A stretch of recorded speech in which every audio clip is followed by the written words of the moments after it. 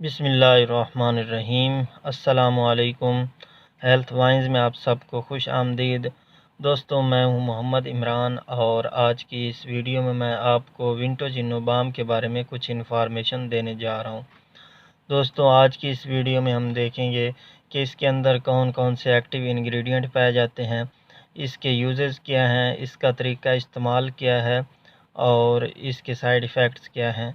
तो दोस्तों, इससे पहले अगर आपने मेरे चैनल को सब्सक्राइब नहीं किया तो मेरे चैनल को सब्सक्राइब कर लें और साथ ही बेल आइकन पर क्लिक कर दें ताकि आपको मेरी हर नई आने वाली वीडियो का नोटिफिकेशन मिलता रहे। तो दोस्तों, पहले मैं आपको इसके बारे में कुछ जर्नल इन्फॉर्मेशन दे दूं। ये मार्टिन डव की प्रोडक्ट है और बेसिकली पेन किलर के तौर पर यूज़ होती है। इसकी प्राइस 71 रुपीज़ है और ये आपको किसी भी मेडिकल स्टोर से बआसानी मिल जाएगी। अब बात करते हैं इसके एक्टिव इंग्रेडिएंट्स की।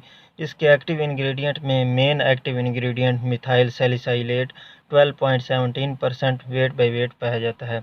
इसके अलावा इसके दूसरे एक्टिव इंग्रेडिएंट में इसके अंदर मेंथोल पाया जाता है, यूक्रेप्टोल पाया जाता है, थाइमोल पाया जाता है और ओलियोरेजिन ऑफ कैप्सिकम पाए जाते हैं। दोस्तों, इसके अंदर मौजूद ये तमाम इंग्रेडिएंट एनाल्जेसिक यानी पेन किलर के तौर पर काम करते हैं। अब बात कर लेते हैं इसके यूजेस की, यानी कि आप इसे कौन कौन सी पेन के लिए यूज़ कर सकते हैं। इसे आप सर के दर्द के लिए यूज़ कर सकते हैं, कमर के दर्द के लिए यूज़ कर सकते हैं, कंधों के दर्द के लिए यूज़ कर सकते हैं।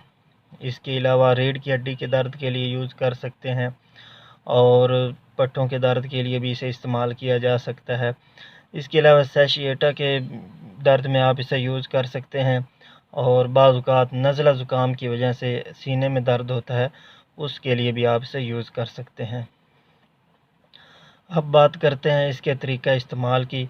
तो इसे आपने जहाँ पर आपको पेन हो रही है उस जगह पर आपने इसके साथ इसका जेंटली मसाज करना है और दिन में 2 मरतबा आपने इसे इस्तेमाल करना है।